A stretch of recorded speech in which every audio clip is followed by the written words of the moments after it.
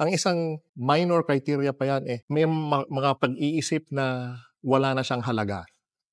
Either wala na akong halaga or lahat na lang ng bagay na nangyayari sa buhay ko, ako ang may gawa at ako ang may kasalanan. Feelings of guilt or worthlessness. Well, there are two more, no? So, hindi ka makaka-concentrate. Pag nagbabasa ka ng dyaryo o anuman, magbabasa ka ng isang sentence, parang hindi mo naintindihan, so kailangan mong basahin uli.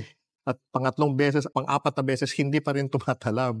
Yan ang isang parating reklamo ng aking mga estudyante na patients. Dok, dati naman man-memorize ko kaagad yan. Ngayon, kahit 10 beses ko pa ulit-ulit, hindi siya tatalab. And finally, you have yung naiisip na patayin ko na sarili ko. So, suicide ideation, suicide thoughts. So, yan ho. So, yung major criteria at minor criteria. Nakikita nyo naman na hindi lang yun sadness. Talagang maraming kaakibat na mga simptoma na dapat pag-iisipan nyo kung meron na ako niyan, magsi-seek help na ako ng isang mental health professional.